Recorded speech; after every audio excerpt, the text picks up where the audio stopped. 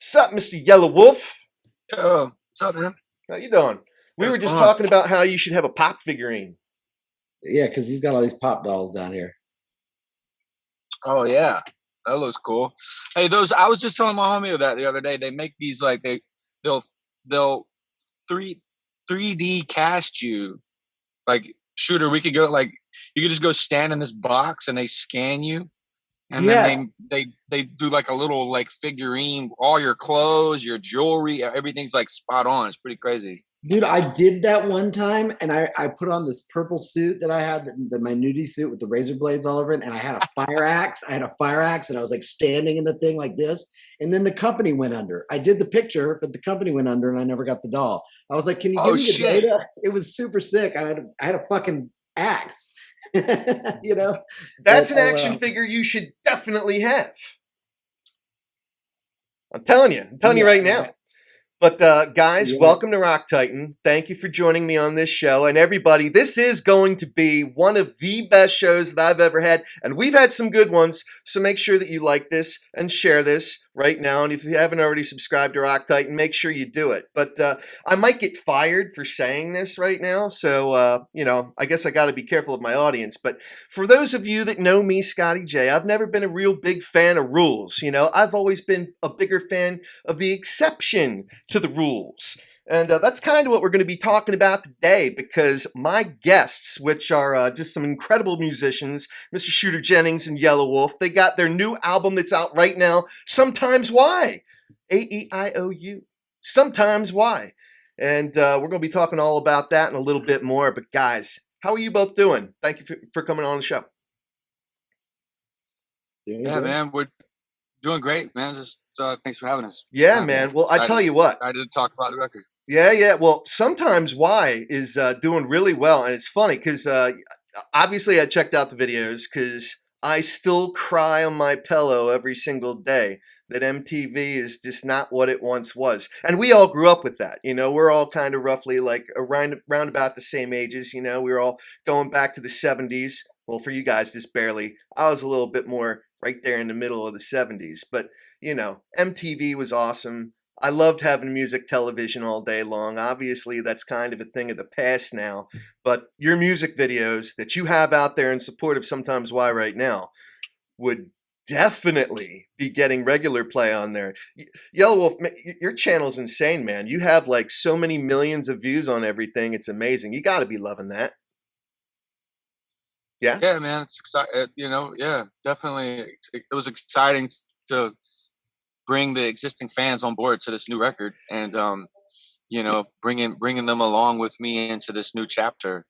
And so far, you know, they seem to be digging it. Like more so than not. So yeah, what more can you ask for, really?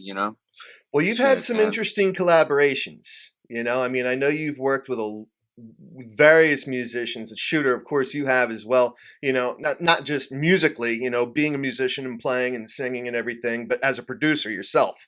Um, for the fans that don't know, I've had the opportunity to go through your bio and everything like that. But for those that don't already have the background or haven't seen other interviews with you guys already, how did this collaboration between the two of you? Because I know you've known each other for a long time, but what brought this collaboration to fruition finally? I guess Shooter, you go first. Man, I would say, like you said, we've known each other a long time. And from the moment I met him, we were trying to work together. Like, I mean, literally the day after I met him, we went into a studio and started messing around. But I don't think I was equipped, but I really knew that something was there. It was almost like we went into a studio that didn't have any. I remember I brought a guitar and like a little amp, and my friend who was a piano player like came with, but it was like we were just wanting to do it. We were wanting to do it for so long, and there was something pulling us towards each other, but it took time for like the stars to align, I think, and for our lives to align and us to all go through these periods to get where we are. And during that entire period of 10 years plus, there was just more and more signs that were like, you guys need to work together. And when we finally made a plan, and we got closer and closer. I got pushed back because of COVID and all this stuff. When it finally happened, it was like, it was just magic. So it was really just years and years of being friends and strengthening that friendship and sharing a common bond of the music we loved and getting to know each other, Yeah, right on. Now, Yellow Wolf, for you, your audience, like we kind of talked about earlier, they've kind of known you in one way, just with all of the other work you've done, I guess, other than what you've done with Shooter. The opportunity for you to come out here and share such a different side of yourself, as from an artist perspective, and then vocally. I read through so many threads of, again, with the videos, just looking at all the feedback that you guys had gotten, and the praise for your vocals, for your voice was just absolutely incredible. For you to have the opportunity to maybe do things a little bit different musically, maybe more so than you've ever done in your career before, how special was that for you? Yeah, I mean, yeah, I wanted definitely I wanted to challenge myself, and but Shooter gave Shooter and the band gave me the bed to explore that, you know, that ability, that, and or to explore if there was an ability there. I've played with singing throughout my career, and uh core fans that have been following along, that's heard like screaming records of mine, like Growing Up in the Gutter, or the or Psycho White record that I did with Travis Barker, or even Best Friend with Marshall, or Till It's Gone. There's been quite a bit of like breadcrumbs, that I've laid over the years, and Shooter heard it. He heard the singing voice, and thank God, like someone, he's perfect for it, but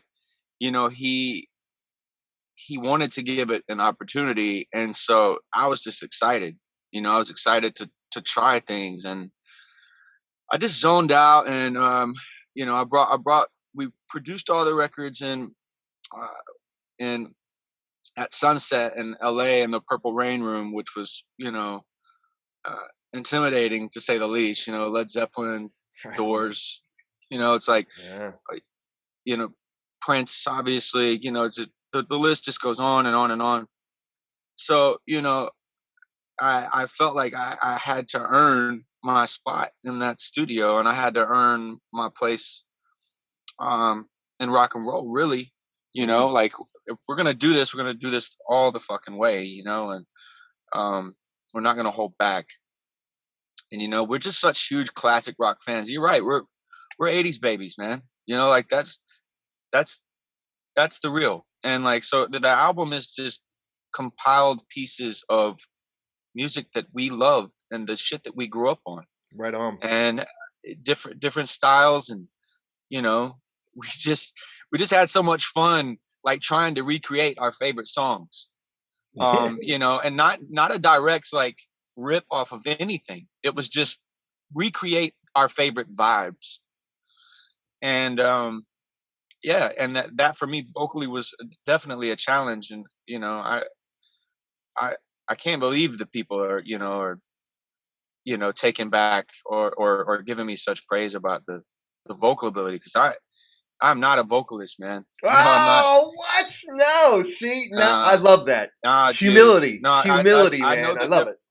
no, that's the truth. I know the difference. My wife is a vocalist, dude. Like Fifi Dobson, please. Like a person that could sit up stand on stage and just do Aretha Franklin. That's different, man. Yeah. Like I have my own take on things. I know where my voice. I know what I can do with my voice, and I do the best that I can with it. Um, but by no means do I consider myself like some crazy vocalist. Just I sing to the best of my abilities, and I'll just leave it there. Well, you do it very, very well. And that's one of the things I really respect about you guys the most. I think it's so great that you have both, in your own rights, had such amazing music careers, And I mean, Shooter, you grew up in it. I mean, and this is going to go to another question I have in a little while because I'm very curious to see how you're going to answer it. But I mean, you grew up in it, and for you, Yelawolf, it was, you definitely had your trials and tribulations. Getting there was a challenge. I mean, it was something where it was not. No, now shooter for you too. I mean, nothing's a given, right? But just as far as having that history, having that foundation, having those relationships in place, I would imagine play a big part. But, again, with what you guys have done apart from one another, and then you come together, now you merge, now you bring all of your skills, all of your experience together, and you just made magic, magic. And I think that is so cool. Now, Shooter, getting back to a question I wanted to ask a little bit ago, could you see yourself doing anything else in life other than music? Was there another passion that you ever had from a young age saying, you know what, I know my parents are like legendary musicians and everything like that, but I'm going to be something else? Or is this just in your blood? I mean, I had lots of interests, of course, as a kid, like anybody does, and I'm still into those things. But there was, when I was like 13-ish, I remember I kind of started my first band. I mean, it was not really anything; it was garbage, but it was like something clicked in me, and I was like, this is what I want to do. Like, and like he said, and like you said, I was an MTV kid. Like, I remember the moment I saw George Michael Faith on TV, I was like, this is badass. Like, or like Guns N' Roses, like Welcome to the Jungle. Like, I was floored by it, and then we got to grow up with, Headbangers Ball, Yo MTV Raps, like 120 Minutes, Alternative Nation, Beavis and Butthead. Like I was in, by the time I could, when I was 13, 14, I was in, and I knew it. And Right on. it was like, I had my own love of music. It didn't have anything to do with my parents. I loved their music. I was around it, but I was listening to Nine Inch Nails and White Zombie and all this shit, and I'm like showing that to my dad, and my dad's showing me Dire Straits and all these other bands, so it was just a language that was around me a lot. So the part I was really lucky about is that I had parents that were like supportive of me playing music or me being into music, because a lot of the people I met along the way, their parents were like, no, you got to have a real job and that's not going to happen, really. But I mean, like almost every player I ever played with until we got into our 20s and 30s was that situation. Their parents didn't want them to do it, and so I was really lucky in that way. But I fell in love with it. And once I did, I knew that I had to do something in it. And then you get in it, and the record industry completely collapses under the streaming platform. Like the concept of like, it was like, oh, I'm going to be a rock star. And then you get there and they're like, oh, close for business. Sorry. And we're like, oh my God, it's really hard to make money unless you stay on the road all the time. Unless you like drag, it became like way harder than it was for our idols. But in that way, I think it made some really amazing experiences and long careers for us, Yeah, no, that's awesome. Now, Yelawolf, for you, I know that the path was maybe a little bit different, and at one time, you had that typical 9-to-5 job like I do, but you always had this dream, of being a musician, about sharing your art, your craft, your skills with the world. And I'm just curious for you, was there ever a point in time, like leading up to where you maybe so-called had that breakthrough, where you thought, you know what, it's just not going to happen. I'm done with this. I'm done with the stress. I'm done with all the trials and tribulations of, just trying to get through things. And, we lost video, man. We lost Yella. Is he there? You still there, Yella? Oh, there you go. There you go. Yeah, I got it. Were you able to hear what I said? Yeah. So where I was going with it is, I know that, it can be a long, hard trudge to quote unquote make it in the music industry. And I know for a lot of successful musicians, they still don't really acknowledge the fact that they've quote unquote made it. And when I say make it, I simply mean you're able to make a living doing what you love to do, period. Was there ever a point for you where you thought that maybe that wasn't going to be a possibility and that you were just going to kind of throw in the towel and relegate yourself to being that typical 9 to 5er? No, never, never second guess myself. I think that a certain bit of ego and a certain degree of ignorance and uh, that and arrogance can nurture talent. Like if I didn't pop out, and just jump right in the booth with this magical fucking ability to fucking write rhymes, man. I Right. wrote thousands of pages of gibberish, to hone in on it. Look, man, I don't I just never gave myself room for a plan B. Right on. And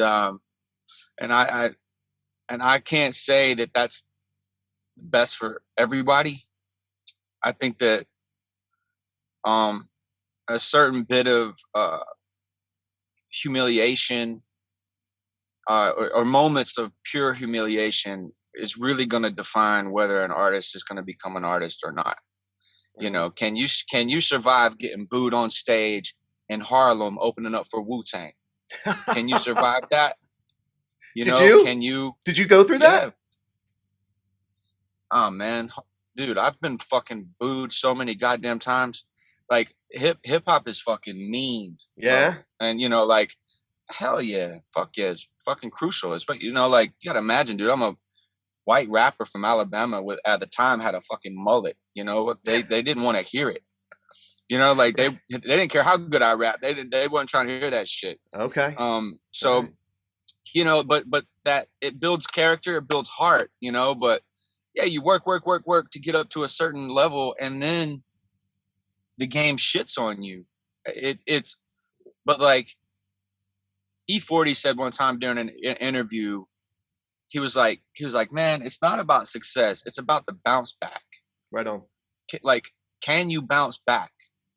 And that shit stuck with me, man. Like getting back up. And I think I attribute a lot to skateboarding. Like it's so independent, and it just like just beating myself to death, throwing myself down stairs and down handrails and fucking road rash and broken bones, and just like getting right back on it. And it taught me I learned a lot from that. Just it's your own goddamn fault. Right on. Get back up and get after it. If you want it bad enough, then you'll land it, you'll pull it. Right on, man. So, in that vein of thought, perseverance, continuing to press forward, and do all these things that we want to do.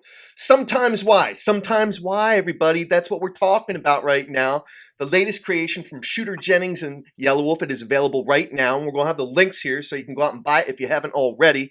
And we're going to, go out, check out the official music videos. Just Google it on YouTube, and you got to go check them out because they're absolutely amazing. But one of the things I want to know, as I'm sure all of your fans want to know right now, is sometimes why just kind of an experimental one-off, or are we looking at a broader, bigger vision of a relationship pressing forward between the two of you guys? Can we be looking forward to more music from both of you in the months, years ahead?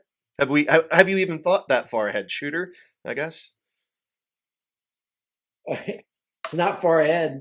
We've been done with this record for 2 years. We've been dying to get back in, and we're making the plan right now. So for sure, 100%. Okay. Wow. So this has been done. So I guess that being said, I did not know that. The pandemic obviously brought everything to a screeching halt, and Yelawolf, you kind of touched on it, and I guess Shooter, you did too. If you're not out there performing live, oh my God, what are you going to do? Because that's how many musicians, unless you're a producer, that's how you make a living, as a performing artist. If you're not up there live on stage, it's kind of like, uh-oh. I mean, a lot of people's livelihoods took a huge hit because people, other than just the musicians like yourselves, I mean, you got all the various roadies and the technicians and everyone that's involved, with the live music experience where they just had nothing to do. So during that pandemic, was there ever a thought in either one of your minds that, was there any anxiety, I guess, over not necessarily knowing what the future held for live music? Shooter, you first. Uh, yeah, I mean, for sure. I didn't think that it wasn't going to come back. I didn't think it want to come back. I just thought, look, we're in this. The world changed, and so, Wow. I 100% felt like when it came back, it was going to come back stronger than ever. It just was.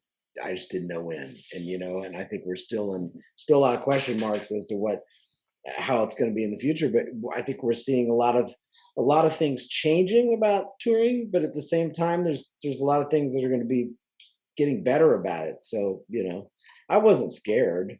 I mean, 99% of the shit that was scaring people was the television. So Right. so well, to us, like when we got in the studio, there were some real world events that were a lot heavier than like touring stopping happening. But we were we buried our nose in creativity, and Yelawolf had 5 fucking records like that he put out during the time that was all happening and leading up to this one. So I think we're really fortunate to just be really creative people and have our minds always on the future and making new stuff. And the world falls in line no matter what. Right on. Right on. So Yellow Wolf, are you ready to become the new age outlaw here? Because yeah, I'm thinking back, obviously, some of the great outlaw rock that that I grew up with listening to: Johnny Cash, Chris Christopherson, Willie Nelson, this other guy named Waylon Jennings. I mean, these are some legendary personalities, legendary voices, some of the greatest music that's ever been produced in the history of music. And I know that there's kind of this renaissance that's been going on, at least because there's another musician I'm familiar with that I've had on the show who I really love his music, Corey Marks. I don't know if you guys are familiar with Corey Marks at all, but he's got this Outlaw and Outsiders album that he put out not too long ago where it was a collaboration with Ivan Moody, Travis Tritt, and then he had McMars on there. So that was pretty cool. Has there been any thought for you guys about like kind of resurrecting a new generation of outlaw rock? I mean, I mean, I I mean, not really like that. I mean, like, yeah, No? I no, I think I think the listen the you know those guys are all legends. Like obviously including Shooter's dad, and I've had the pleasure via Shooter and Jesse and struggle to actually meet Willie once at Bridgestone, and Chris actually.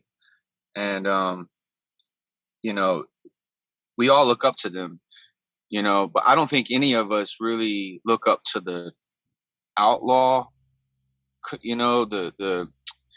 The title is not, is not something that it's just, it's not to be taken too literally, I don't think, No, because no, like no, no. Yeah, no, sure, sure. No, absolutely. Just the whole kind of renegade persona, I the mean, I feel like that's nonconformist, been, you I feel know? like that's been that all of us have grown up being our own people, which is really what that is anyway. Like to Right, me, this well sometimes dude live thing is like this is us going off on our shit all the way in this direction. You know what I mean? Like I respect all that stuff, but just like I respect Guns N' Roses and I respect like fucking Trent Reznor and I respect all these other dudes. They're all like torch bearers and trailblazers. But that's what we're trying to do.